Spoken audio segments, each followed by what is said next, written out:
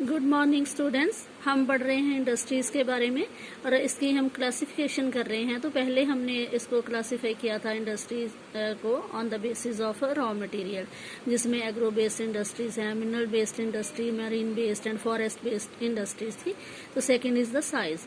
It refers to the amount of capital invested, number of people employed and the volume of production. तो इसमें size में क्या रहता है कि कितनी मात्रा में पैसा यूज़ हो रहा है, कितने लोग काम कर रहे हैं और कितना जो प्रोड्यूस है वो तैयार हो रही है, प्रोडक्ट जो है इंडस्ट्री में बन रहा है तो वो कितनी मात्रा में है।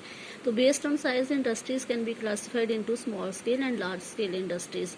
तो साइज के आगे फिर टू टाइप्स हैं जिसमें इंडस्ट्रीज को कैटेगराइज किया जा सकता है। दो श्रेणियां हैं, एक स्मॉल स्केल इंडस्ट्री और एक लार्ज स्केल इंडस्ट्रीज। तो कॉटेज और household industries are a type of small scale industry where the products are manufactured by hand by the artisans. तो जो कॉटेज इंडस्ट्री रहती है, खड्डी उद्योग भी हम इसको बोल देते हैं, जो स्मॉल स्केल पे होता है, इसको घर से भी इस काम को किया जा सकता है, कारीगरों के द्वारा किया जाता है। इसमें बास्केट वीविंग का काम रहता है, टोकरियां बनाना, पोट्री, मिट्टी के बर्तन बनाना and other handicrafts are examples of cotton industry. दरियां बनाई जाती हैं, खेस बनाए जाते हैं।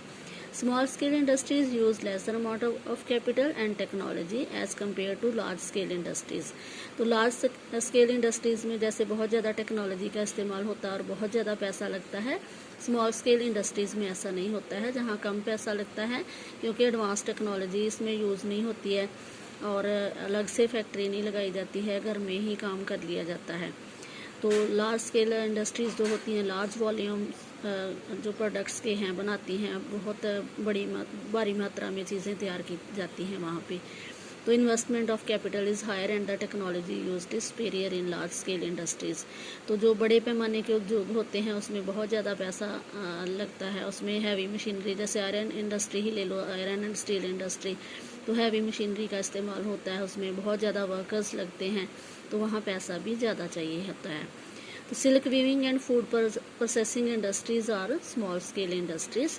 तो जो सिल्क की बुनाई करना और फूड प्रोसेसिंग, जो पैकेट्स में भोजन को बना के तैयार करना, जो सूखा राशन रहता है, तो ये स्मॉल स्केल इंडस्ट्रीज रहती हैं। Production of automobiles and heavy machinery are large scale industries.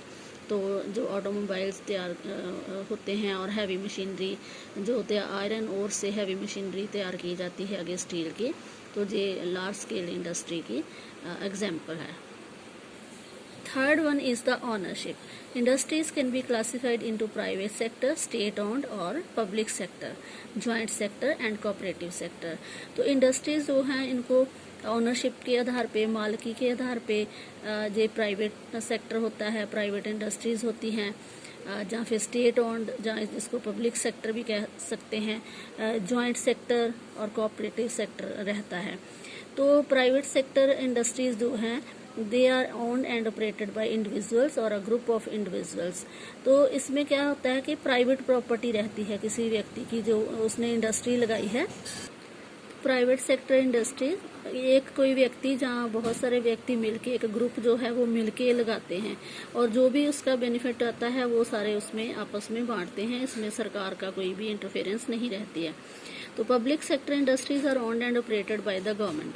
तो जो पब्लिक सेक्टर इंडस्ट्रीज होती हैं, सरकारी उद्योग रहते हैं, तो ये सरकार के द्वारा लगाई जाती हैं। इसका सारा सिस्टम जो भी है वो सरकार ही देखती है, जैसे Hindustan Aeronautics Limited and Steel Authority of India Limited. ये पब्लिक सेक्टर इंडस्ट्री का मतलब सरकारी इंडस्ट्रीज की उदाहरण है। Next is the joint sector industries. They are owned and operated by the state and individuals और अ ग्रुप ऑफ इंडिविजुअल्स। तो जैसे ज्वाइंट सेक्टर इंडस्ट्री क्या रहती है कि दोनों ही मिलके, मतलब सरकार का भी इसमें योगदान रहता है और प्राइवेट लोग भी, जैसे टाटा बिरला ग्रुप हो गया, जहाँ रिलायंस वगैरह के हो गए, तो ये मिलके सरकार के साथ मिलके ही उद्योग चलाते हैं। जैसे इसमें मारुति उद्योग लिमिटेड भी इसी की एक एग्जांपल है। Cooperative sectors industries are owned and operated by the producers और suppliers of raw materials, workers और बोथ।